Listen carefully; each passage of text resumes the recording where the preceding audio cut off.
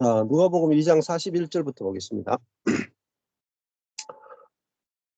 네, 그 부모가 해마다 유월절을 당하면 예루살렘으로 가더니 예수께서 12살 때 저희가 이 절기에 전례를 조차 올라갔다.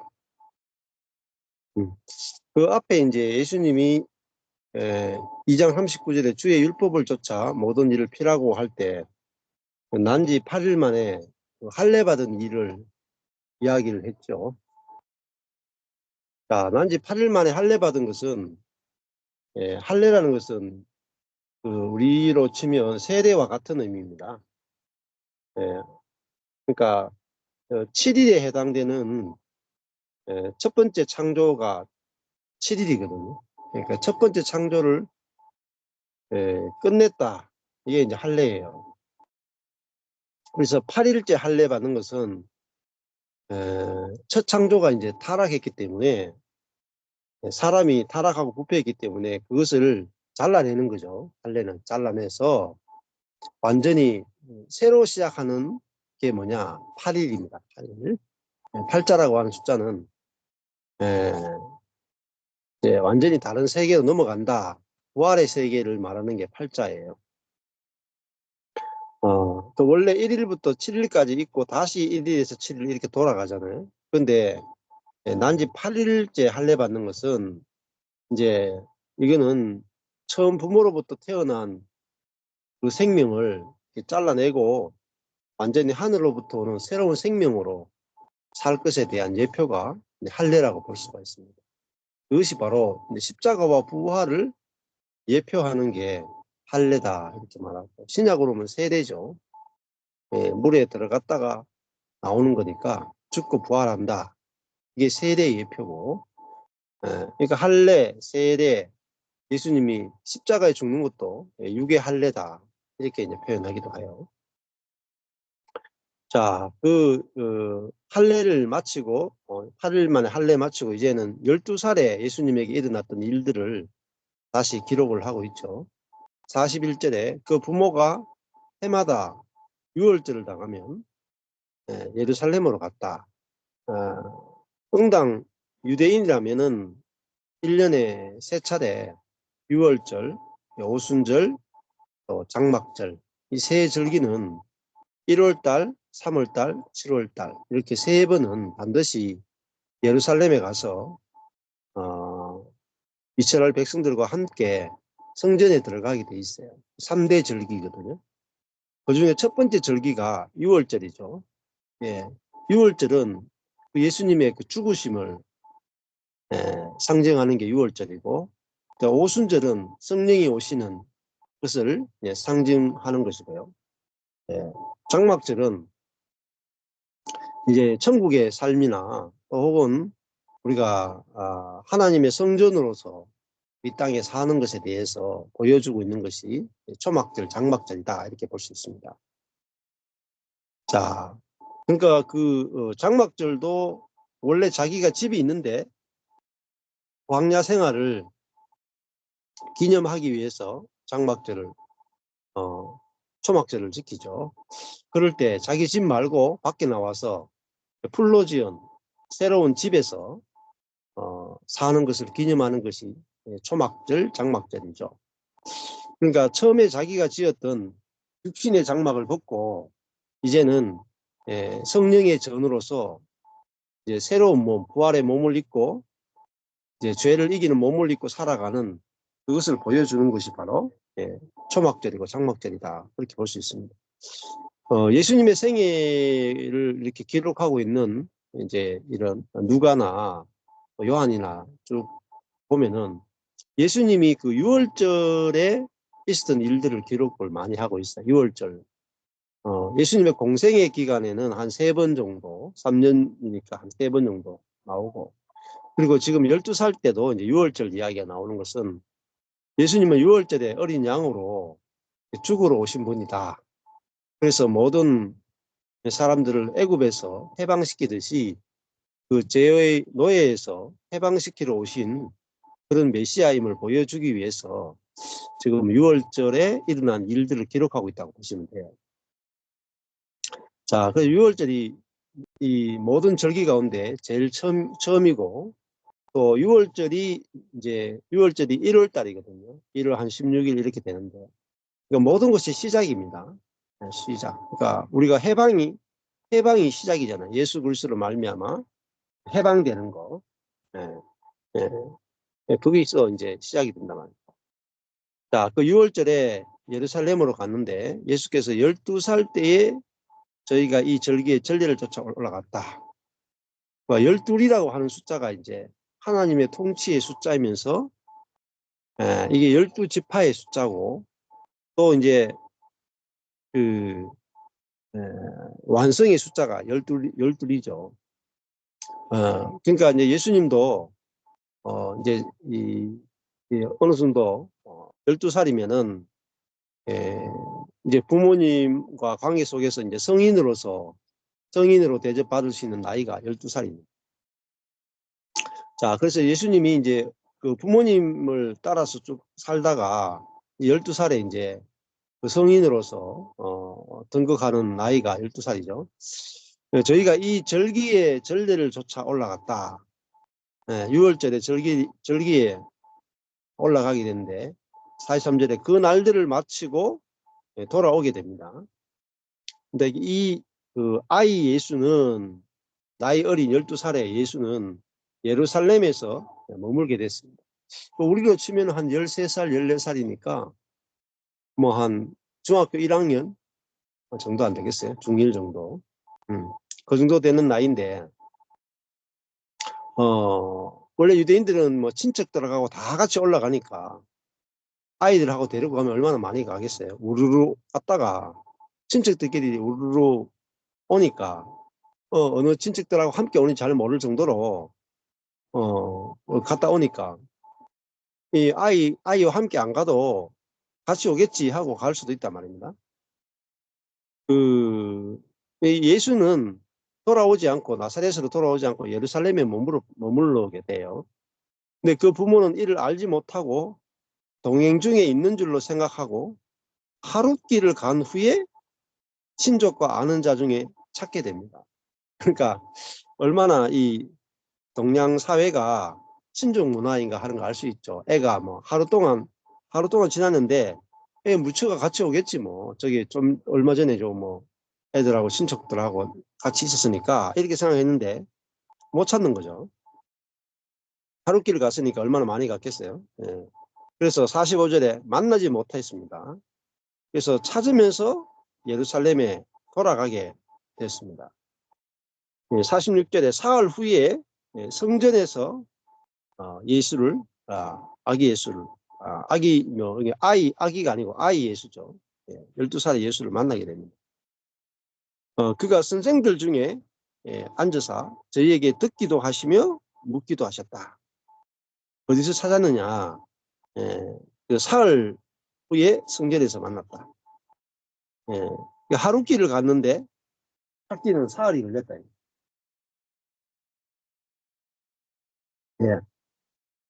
찾는 것이 쉽지 않았단 말입니다. 자, 근데 어디서 만났느냐? 성전에서 만났죠.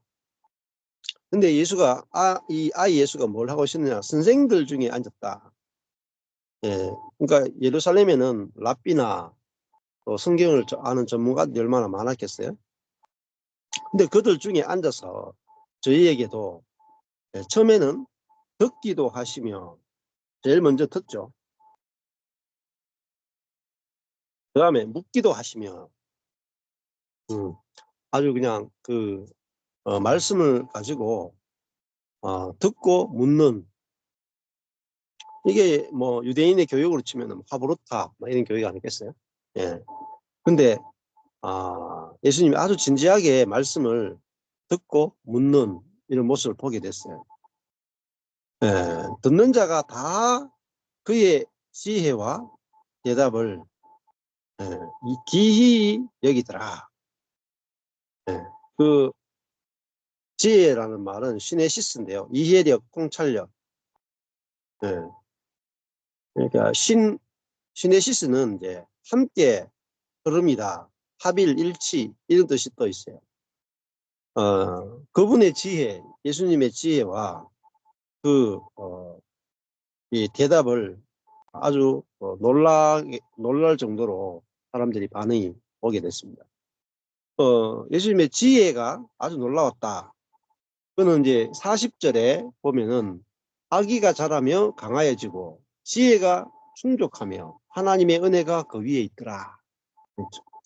예수님이 자라는데 가장 중요한 게 지혜죠. 40절에 지혜가 충족했고 47절에 그 지혜와 대답을 기이 여기더라. 가장 중요한 게 지혜잖아요. 지혜. 지혜라는 것은 하나님의 생각, 하나님의 마음, 하나님의 말씀, 하늘의 생각 이런 게 지혜라고 볼 수 있겠죠. 그러니까 예수님이 성령으로 나셨기 때문에 성령으로 났기 때문에 성령으로 생각하신단 말입니다. 그러니까 성령으로 났기 때문에 하늘의 것을 안단 말입니다. 하늘의 것을. 예를 들면 그죠. 뭐 벌은 날 때부터 벌의 지혜가 있죠. 집을 짓는 육각형으로 벌집을 짓는 지혜가 있고, 개미는 땅속에 집을 짓는 지혜가 있고, 거미는 공중에 집을 짓는 지혜가 있죠. 제비는 처마에 이제 집을 짓는 지혜가 있죠. 생명에서 나오는 지혜죠. 자, 생명에서 나오는 지혜는요, 진짜 놀라워요. 그러니까 개미는 땅속에 사람보다 더 놀랍게 냉난방이 다 되는 집을 지어요. 홍수가 나도 개미들이 살아날 정도로 아주 놀라운 집을 짓습니다. 지하에. 벌들은 나무나 이렇게 가지 밑에 육각형의 집을 짓는데 벌집이 가장 튼튼해요. 육각형으로. 가장 완벽하게 냉난방이 되면서 가장 튼튼한 집이 벌집입니다. 그리고 거미는 진짜 놀랍게 그 공중에 저기 줄을 쳐가지고 벌레를 잡아먹잖아요. 이 거미가 이 공중에 이렇게 줄을 치는 거 보면 진짜 신기해요. 어떻게 저 나뭇가지와 저 나뭇가지 사이에 저 집을 짓는가. 진짜 신기해요. 아무리 생각해도 사람의 머리로 생각해도 신기할 정도로 나뭇가지와 나뭇가지 사이에 거대한 거미줄 집을 짓죠. 그건 뭐냐면은 거미 IQ가 얼마냐? 그러면 IQ 얼마 안 돼요. 근데 공중에 집을 짓는단 말입니다. 개미도 IQ가 얼마 안 돼요. 그건 땅속에 집을 짓단 말입니다. 그 어디서 나온 거냐? 생명에서 나온 지혜였습니다. 자, 예수님이 가지고 있는 지혜라 하는 것은 그냥 인간이 가지고 있는 그런 지혜가 아니고 하나님의 지혜를 말해요. 성령의 지혜를 말해요. 그러니까 성령은 하나님의 생명이고 하나님의 영이시잖아요. 그러니까 하나님의 마음을 알죠. 같은 생명이니까. 같은 생명이니까. 이게 지혜예요. 같은 생명은 거미는 거미를 너무너무 잘 알잖아요. 거미는 거미끼리 의사소통을 다 하고 같이 막 집을 짓고 그게 머리가 똑똑해서가 아니고 생명의 지혜 때문에 같이 집을 질 수 있는 거죠. 그러니까 예수님은 성령으로 나신 분이다 말이에요. 그리고 하나님의 생명으로 사시는 분이다. 그러니까 하나님의 생명으로 사니까 하나님에 대해서 너무너무 잘 알고 성령으로 사니까 성령에 대해서 너무너무 잘 알고 성령은 하나님의 가장 깊은 곳까지 통달하시니까요. 하나님이 쓰게 하신 성경에 대해서는 잘 알 수밖에 없죠. 하나님이 성경을 저자고 성령께서 감동해서 선지자들을 통해서 성경을 쓰게 했고 모세에게도 성령의 감동에 의해서 모세가 성경을 썼잖아요. 그러니까 성령으로 나시고 성령으로 사시는 예수님이 모세가 쓴 혹은 선지자들이 쓴 성경을 읽으면 같은 영이잖아요. 같은 생명이고 같은 마음이고 같은 뜻이고 같은 목적이고 같은 방향이니까 성경이 얼마나 쉽겠습니까? 음. 자, 우리가 한국 사람이 쓴 책을 예를 들면은 뭐 김소월의 진달래꽃 같은 뭐 소설을 아니 시를 읽는다. 나보기가 역겨워 가실 때에는 사뿐히 절에 밟고 가시옵소서. 이렇게 만약에 읽어요. 그럼 한국 사람은 너무너무 알아듣기 쉽단 말입니다. 근데 이제 여기 우리 리나 선교사한테 김소월의 진달래꽃 이런 거 이제 시를 주고 나보기가 역겨워 가실 때는 사뿐히 절에 밟고 가시옵소서. 이러면 야 이거 진짜 방언이라 방언. 못 알아들어. 너무너무 어렵단 말입니다. 알아들을 수 없어. 왜 갈 때 절에 밟고 가느냐? 절에 밟는다는 게 뭐냐? 어떻게 사람을 밟고 가느냐? 힘들단 말이야. 자, 같은 이제 한국 사람이면 알아듣기 쉽죠. 또 같은 뭐 우크라이나 사람이면 우크라이나 사람끼리도 또 알아듣기 쉽고 또 그런 거잖아요. 근데 하늘나라에서 예수님은 하늘에서 오셨고 성령으로 사시니까 뭐 유대인들이 생각하는 지혜는 성경을 아는 지식을 말해요. 성경을 통달할 수 있는 그걸 가장 지혜롭다고 한다는 거예요. 근데 예수님이 뭐 성령으로 사니까 성경이 얼마나 쉽고 깊이 알아지겠어요? 예. 그러니까 예수님이 12살밖에 안 돼도 거기 있는 뭐 선생들, 학자들하고 문답할 정도로 하나님의 말씀에 대해서 하나님의 뜻에 대해서 깊이 알았다 이 말입니다. 예. 여러분 이게 너무너무 중요한 내용입니다. 우리도 머리로 성경을 알고 혼으로 성경을 아는 게 중요한 게 아니다. 예. 뭐로 아느냐? 성령으로 아는 것입니다. 예.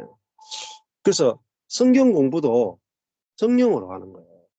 우리가 이제 소그룹이 이렇게 있잖아요. 소그룹이 이렇게 앉아 있는데 뭐 리나는 뭐 한국말이 조금 부족해도 한국말로 이제 나눔하려고 하면은 힘들죠. 그게 아니고 성령께서 내게 감동을 주시는 대로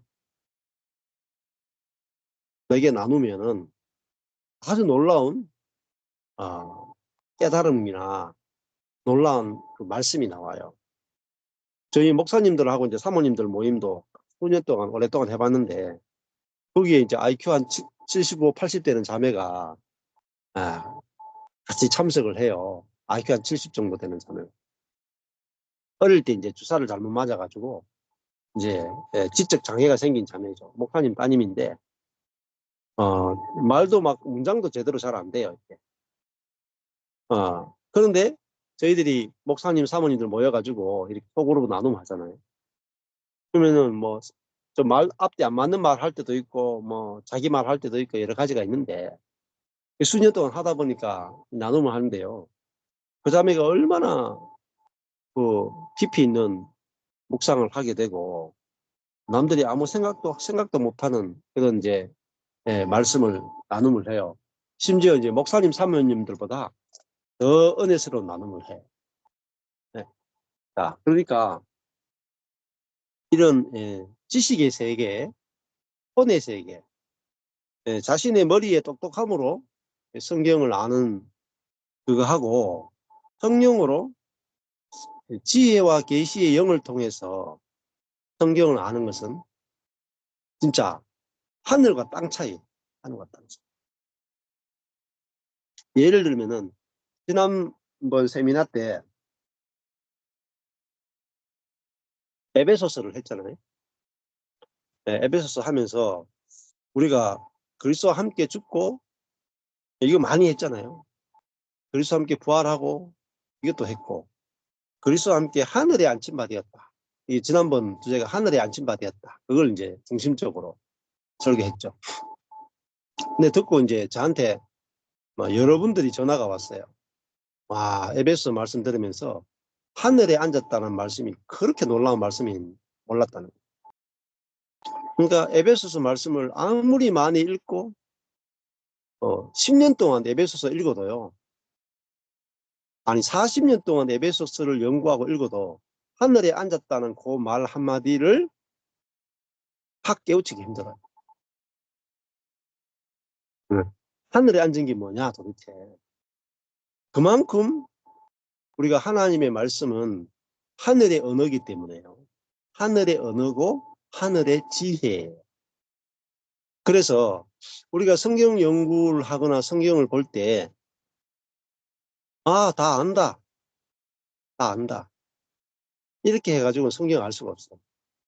성령께서 똑같은 에베소서를 읽게 하는데 예를 들면 로이드 존스 목사님 같은 경우에는 막 정말 에베소서에서 하늘을 사는 거예요.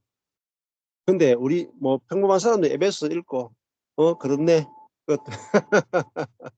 이렇단 말입니다. 그러니까 말씀을 아는 실제를 경험하는 그것은 어마어마한 차이가 납니다.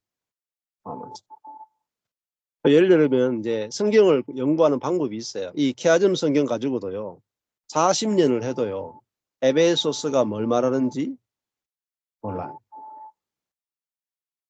케아즘 성경 가지고 해도 몰라요. 그리고 좀 PBS라고 개인 성경 연구 관찰 해석 적용을 하는 게 있는데 저희 교회 이제 제 제자인 그 목사가 에베소서를 가지고 설교를 했거든요. PBS를 해가지고 그리고 이제 PBS를 하는 여러분들이 이제 제가 IBF라는 선교단체 출신인데 에베소서 가지고 뭐 부흥회 때나 막 혹은 수련회 때 설교를 많이 해요.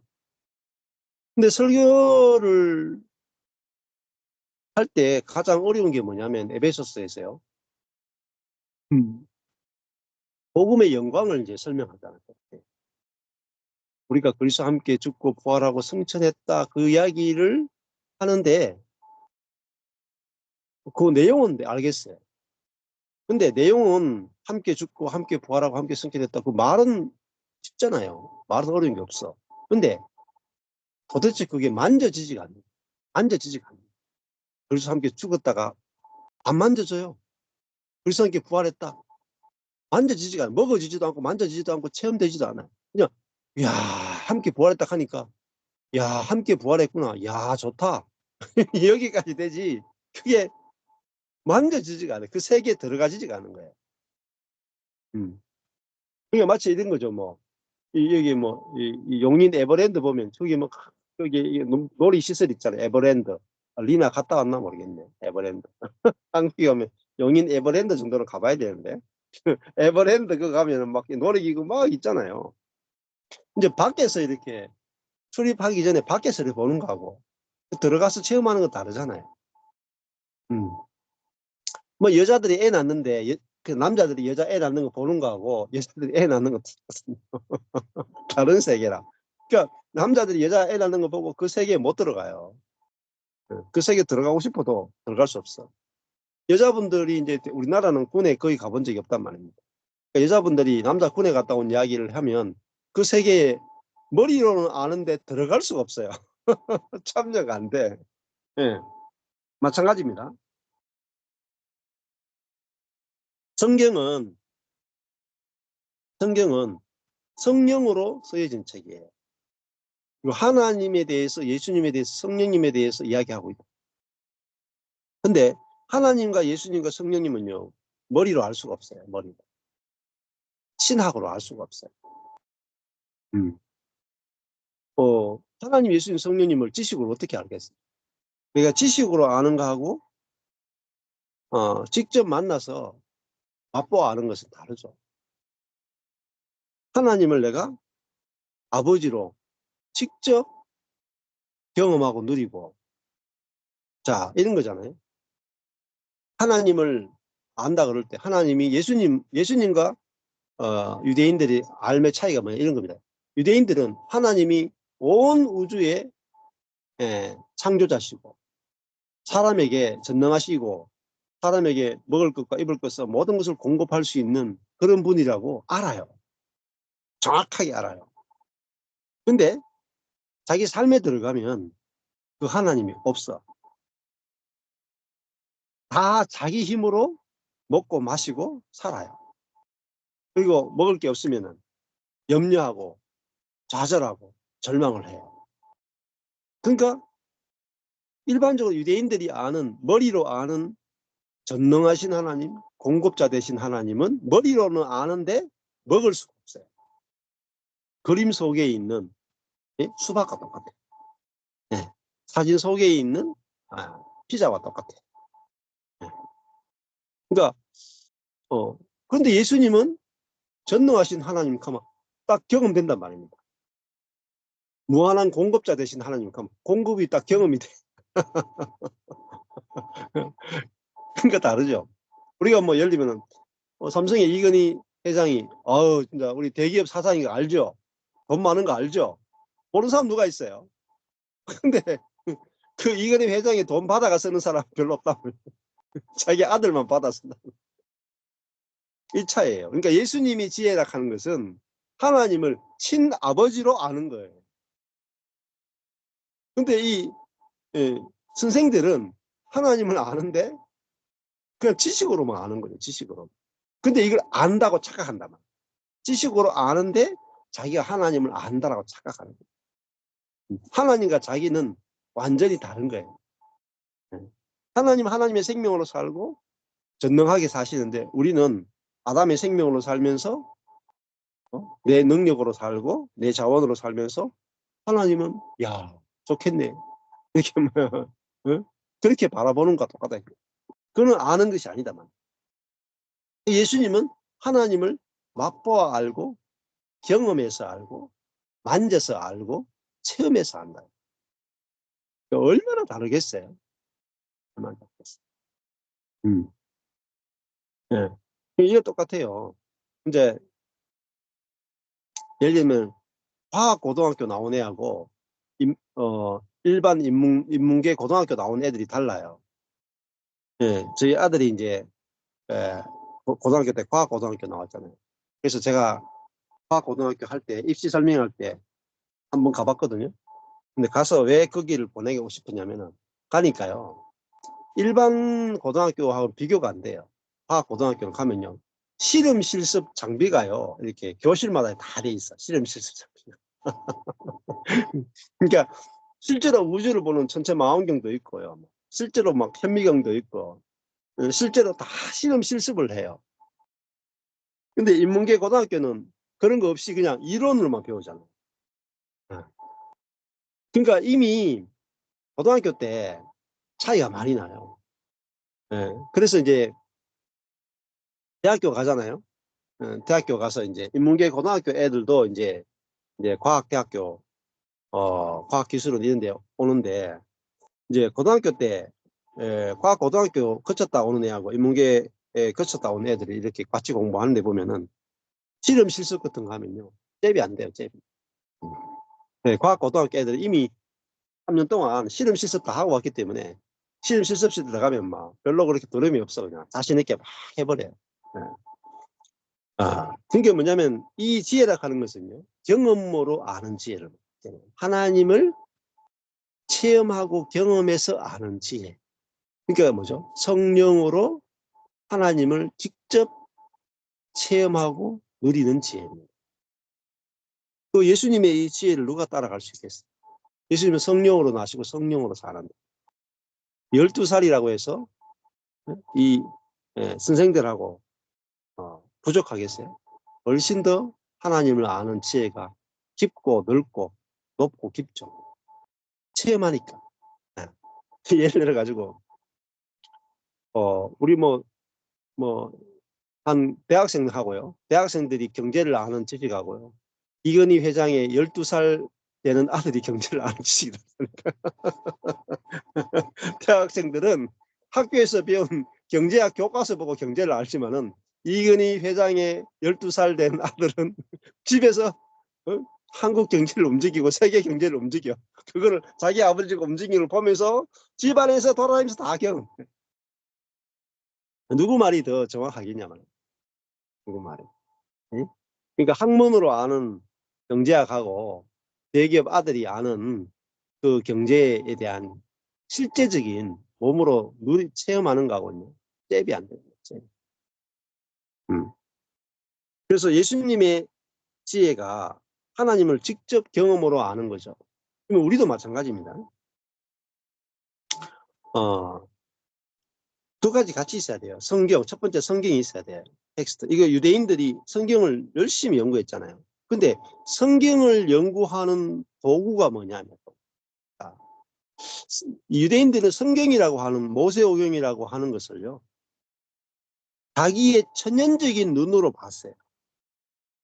그러면요, 우리가 과학을 연구할 때 이런, 예를 들면은 포도나무 잎이다, 이런 것도 있는데 잎을 그냥 내가 육신의 눈으로 보고 그리는 거하고요, 우리 아들이 그거 하는데 고등학교 때요, 시험이 내는 게 뭐냐면은 현미경을 가지고, 예를 들면 거미를 잡아요.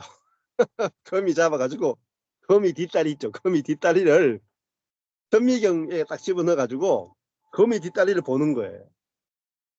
그것보다 더 크게 더 깊은 아주 미세한 세계에 들어가서요, 이제 뭐 그러니까 뭐 세포를 봐요. 그리고 세포를 보고 그걸 그림을 그려요. 그래가지고 사진을 찍든지 그림을 그려가지고 내는 게 시험이에요. 그러니까 도구가 뭐냐면은 초광학 현미경이죠. 그것이 있어야만 세포를 볼 수 있어요. 근데 맨눈으로 보면은 그냥 거미 뒷다리도 그냥 평범하게 보죠. 근데 그 현미경이 있으면요, 거미 뒷다리의 세포의 모양까지 본단 말이에요. 자, 이게 어마어마하게 차이가 나요. 우리가 성경을 볼 때에 육신의 눈으로 보고 대학교를 나온 합리적인 머리를 가지고 성경을 보고, 이게 도구가 뭐냐면 전부 다 천연적인 혼이죠.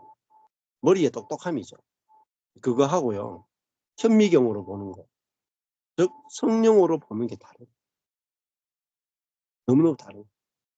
다른 말로 하면은 성령 지혜와 계시의 영을 주사 부르심의 소망이 무엇이고 우리 가운데 베푸신 능력의 지극히 크심이 어떠함을 알게 하시고 할 때, 에베소서 그 안다 하는 것은 지혜와 계시의 영을 통해서 아는 거예요. 그러니까 성경을 아는 도구는요, 지혜와 계시의 영이 초광학 현미경입니다. 그러니까 어마어마하게 다르죠. 근데 우리 애들이 그 시험 쳐가지고 세포 그림을 정확하게 잘 그렸다 해가지고 좀 좋은 점수 받았다고 저한테 와서 자랑했더니 그러니까 우리가 고등학교 때 생활했던 거하고 과학 고등학교 애들이 생활하는 세계가 완전히 달라요. 이게 뭐 대학교 실험실보다도 뭐 더 높은 수준으로 막 하는 것들이 있단 말입니다. 자, 그러니까 그 듣는 자가 기이 여기지 않게, 저도요 막 그런 이야기 들으니까 기이하더라고요. 제가 보지 못하는 세계를 막 보고 와서 그림을 그렸다 하고 사진 찍었다 그러고 막 점수 받았다 그러니까, 나는 볼 수 없는 세계를 우리 아들이 봤단 말입니다. 현미경을 통해서. 마찬가지로 예수님은 12살이지만은 성령을 통해서 하나님을 보고 알고 맛보고 누리고 다 하는 거예요. 얼마나 놀랍습니까? 마찬가지로 우리도 내가 죽었고 내 안에 그리스도가 사는구나. 이 자리에서 내가 성경을 보는 것이 아니라 내 안에 계신 그리스도가 성경을 보시고 내 안에 계신 그리스도가 말씀을 들으시고 내 안에 계신 그리스도가 말씀하신다 할 때 우리가 인간적인 모든 한계를 다 초월하는 거죠. 그게 지혜죠. 그게 하나님의 지혜다. 성령의 지혜다. 이게 필요합니다. 성령. 그러니까 하나님을 알기 위해서는 인간의 지혜가 필요 없어요. 성령의 지혜가 필요합니다. 그래야 하나님을 맛보아 아는 거예요. 경험해서 아는 거예요. 예수님도 마찬가지죠. 내가 예수님을 아는데 지식으로 알 수가 없어요. 그래서 이번에도 거기에 이제 뭐 옥하는 목사님의 아들이 옥성호라는 분이잖아요. 그 유튜브를 보면은 예수는 실존 인물이 아니대요. 그러니까 성경도 2000년 전에 쓰여진 책이니까 점성술이 과학인 시대에 쓰여진 책이기 때문에 일반 다른 종교와 같은 수준이고 점성술을 기준으로 해서 성경을 해석해야 된다. 그래서 예수님이 오병이의 기적을 해석하는데 왜 12광주리가 남았는가? 1년이 12달 점성술에 의해서 12달이기 때문에 12광주리가 남았다. 왜 7광주리가 남았는가? 7이 완전수이기 때문에 7광주리가 남았다. 그 이야기를 하는 거다. 예수님은 중요한 인물이다 하는 것을 알리기 위해서 점성술에 의해서 예수님의 모든 책들이 기록이 되었고 예수님의 제자들이 점성술을 기준으로 해서 예수님의 생애를 각색했다. 이렇게 얘기하는 거예요. 그게 뭐예요? 옥성호 씨가 성경을 해석하는 기준은 뭐냐면 인간의 천연적인 혼이에요. 그것으로 성경을 해석하니까 그렇게밖에 해석할 수가 없는 거예요. 현미경이 없으니까 거미 뒷다리에 세포가 보이겠어요? 절대 보일 수가 없는 거야. 하나님은 경험으로 알지 지식으로 알 수 없는데 지식을 가지고 하나님을 이야기하고 지식을 가지고 예수님을 이야기하니까 점성술로 이야기할 수밖에 없단 말이에요. 그러니까 오카노 목사님이 들으면 통탄을 걸어 알겠어요. 자기 아들이 그러고 있으니까. 예? 그러니까 왜 그랬냐면은 성령으로 가르치지 못했단 말이에요. 성령으로 사는 세계를 가르치지 못했고 보여주지 못했다. 우리 성령님을 아는 것은 더 어렵죠. 성령님은요, 하나님은 조금 알겠고, 예수님은 기록이 되어 있으니까, 생애를 기록되어 있으니까 아는데, 성령님은요, 더 어려워요. 네. 성령님은 정말 경험하지 않고는 알 수가 없는 세계. 네. 자, 그러니까, 우리가 이 유대인 선생들은 성경을 인간의 혼이라고 하는 도구를 가지고 성경을 연구하고 알았고 예수님은 성경을 성령으로 알았다. 이게 완전히 다른 세계예요. 그러니까 선생들하고 예수님하고는 차원이 다릅니다. 성령으로 아는 세계와 혼으로 아는 세계. 그러니까 신학교 교수님들을 해봤자 신학자들한테 배운 물에 지나지 않아요. 신학자들의 이론을 공부해가지고 그거 가지고 신학교 교수가 된 게 불가해요. 근데 신학교는 대부분 뭐로 돌아가느냐? 성령이 아니고 이성을 가지고 논문을 쓴다고. 그러니까 하나님이 경험 안 돼도 괜찮아요. 예수님이 경험 안 돼도 괜찮아요. 성령님이 경험 안 돼도 괜찮아요. 객관적으로 쓰기만 하면 돼요. 객관적으로. 이게 마치 있잖아요. 마치 그냥 이 박제된 하나님, 박제된 예수님, 박제된 지식 속에 성경 속에 박제된 하나님, 예수님, 성령님에 대해서 연구하고 실험하고 발표하는 거예요. 그게 신학적인 게 크단 말입니다. 그 신학의 세계에서는 누가 이제 높아지느냐? 똑똑해서 논문을 잘 써내는 사람이 유명한 신학자가 되고 신학 교수가 되고 가르치는 자가 됩니다. 그 세계하고 예수님은 어디 가서 배운 적이 없어요. 누구한테 배우느냐? 성령으로부터 배운다. 성령으로부터 성경을 배우고 그리고 그 선생들하고 앉아서 듣기도 하고 묻기도 하셨다는 거예요. 근데 정말 놀라운 대답이 나오는 거예요. 이게 이제 하나님의 세계, 성령의 세계.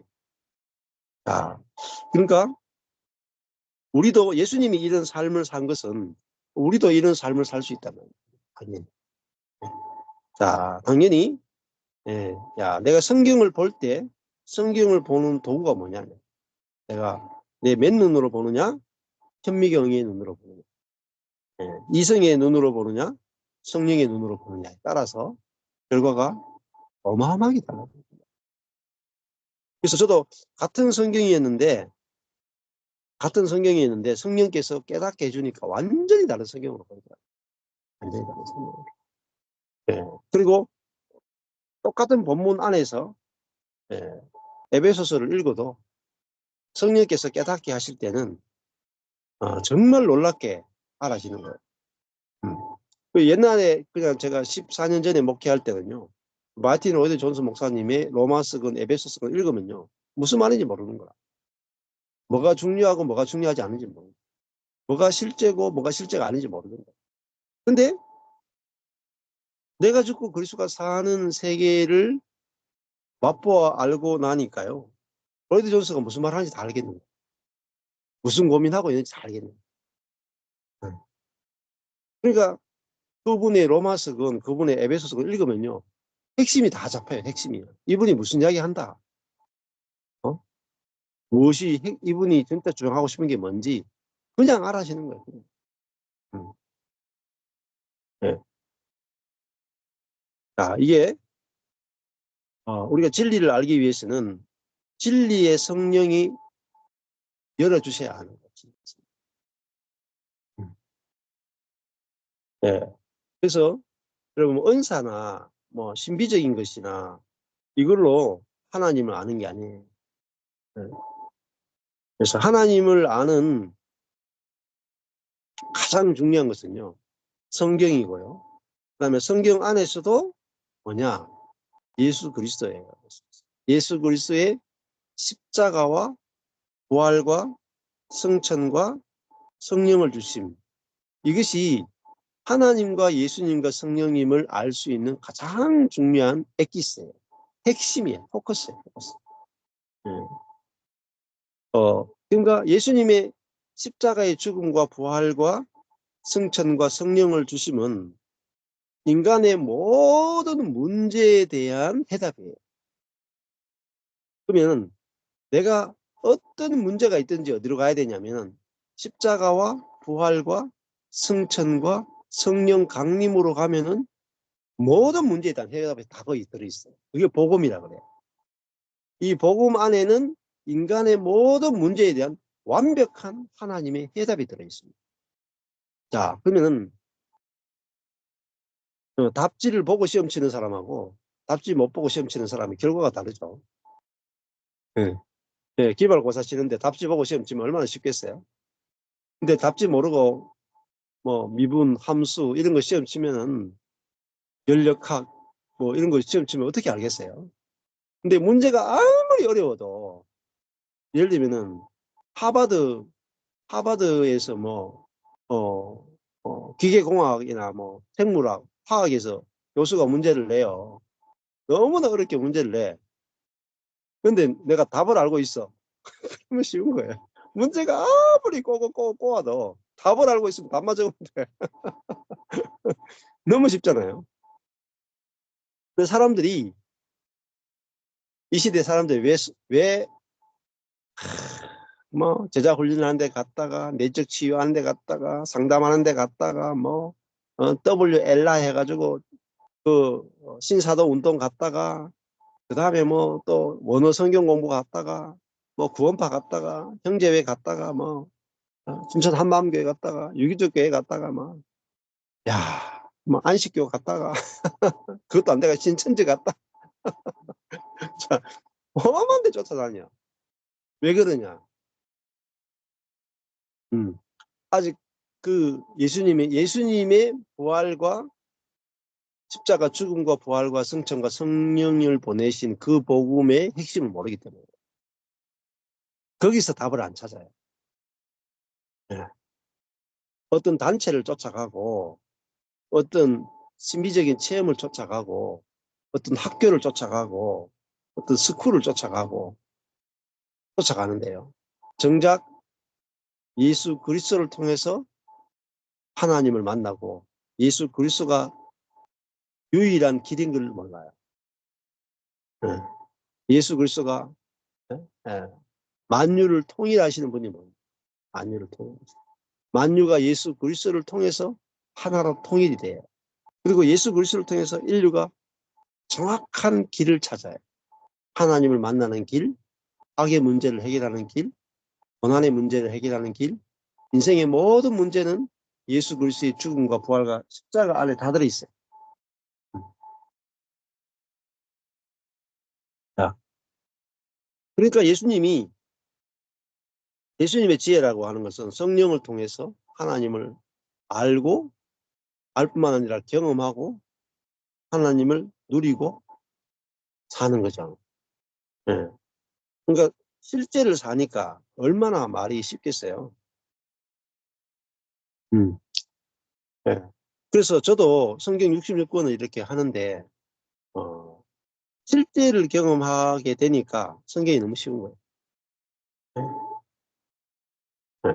그러니까 이런 거란 말입니다. 예. 그 어, 제가 이제 목사잖아요.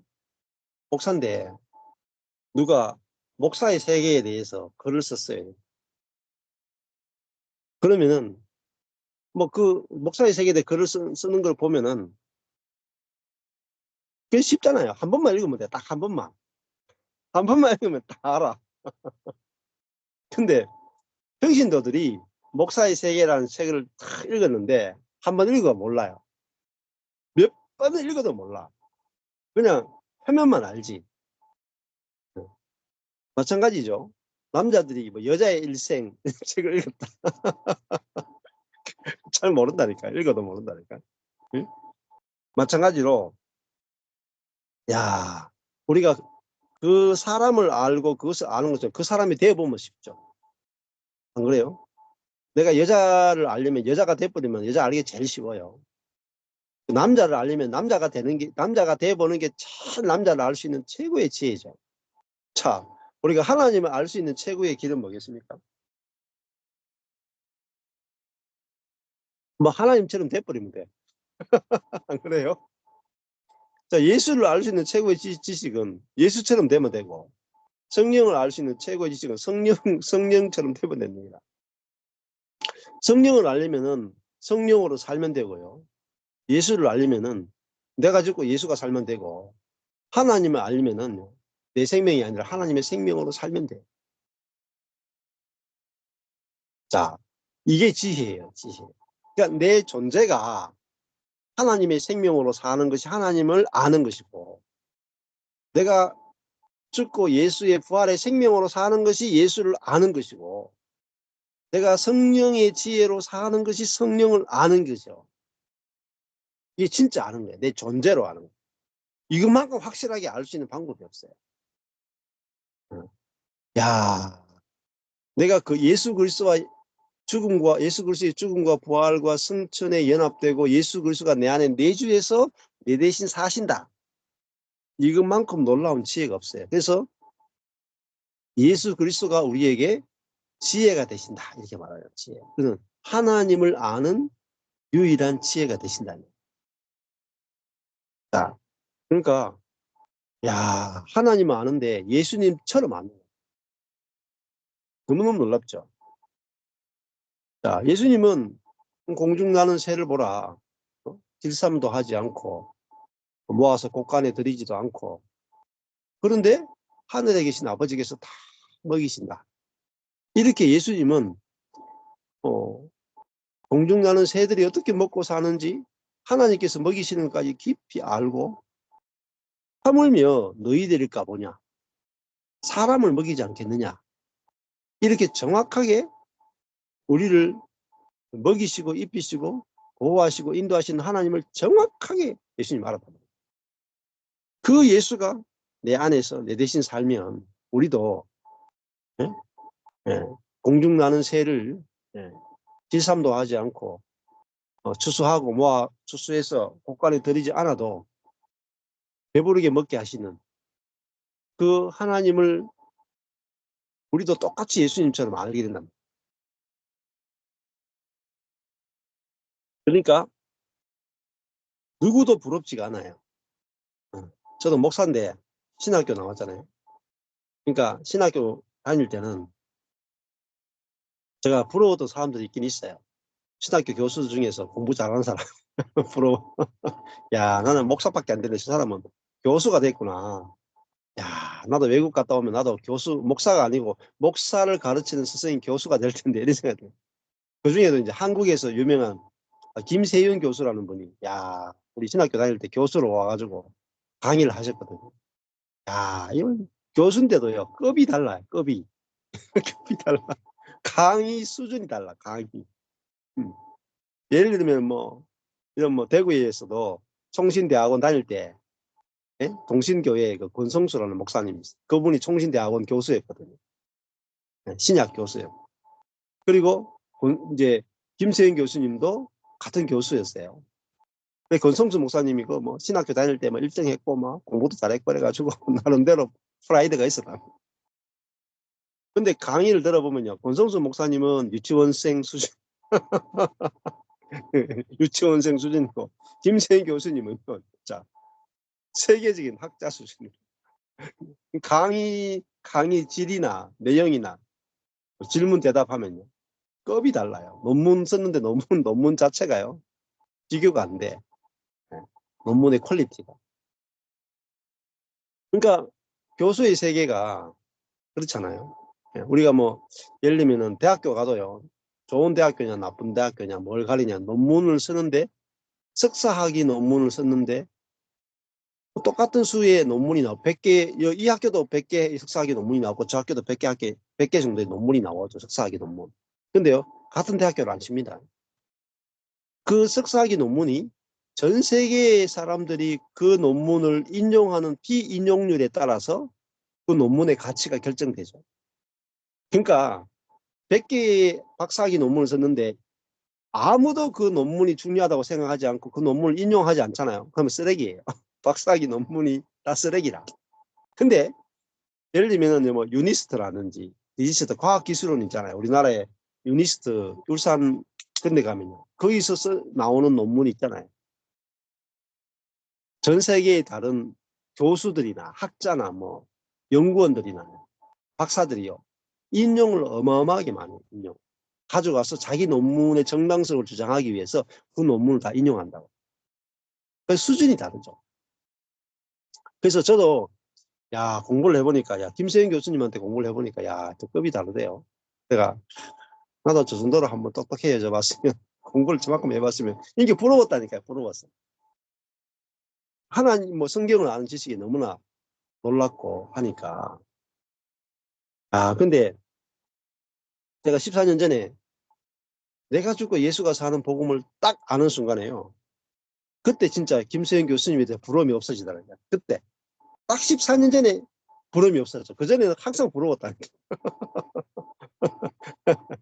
지식으로는 못 따라가요. 김세현 교수. 못 따라가. 우리나라 웬만 어떤 교수들도, 신학교 교수 김세현 교수는 지식을 못 따라가요. 근데 지식의 세계하고요, 지혜의 세계가 다르다. 그래서 김세현 교수가 아무리 똑똑해도 요한복음 있잖아요. 요한복음. 김세현 교수가 자기 마지막에 쓰고 싶은 주제가 뭐냐, 요한 신학이에요. 요한 신학. 요한 신학에서 제일 중요한 게 뭐냐면요, 생명이에요. 생명. 김세현 교수가 생명을 뭐라고 말하냐면 질적으로 다른 생명이라고. 질적으로 다른 생명. 근데 김세현 교수가 요한복음이나 요한 1, 2, 3, 4, 요한계시록 아직 제대로 못 풀어요. 왜? 그 생명이 안 만져지네. 제대로 확실하게 안 만져지네. 그러니까 영생을 질적으로 다른 생명이라고 알아도 그거를 먹고 마시고 누리는 거하고 달라요. 그러니까 인문계 학생이 과학을 아는 거하고 과학 학생이 만져서 아는 건 다르다. 세계가 다르다. 예수님의 세계와 선생들의 세계가 다른 거예요.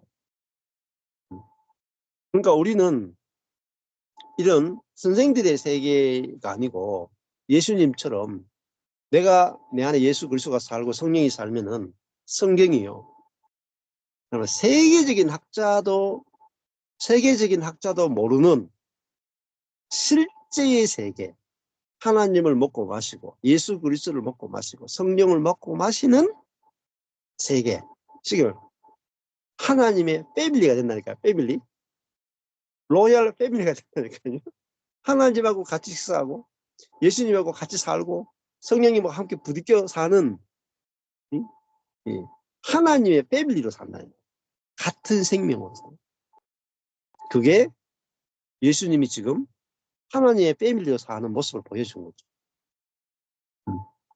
그러니까 아까 전에 대학교 경제학과 대학교 4학년하고 이건희 회장의 12살 된 아들하고 12살 된 아들은 정말 그 세계 경제 패밀리 경제에 대해서 실제를 아는 지혜가 있는 거죠.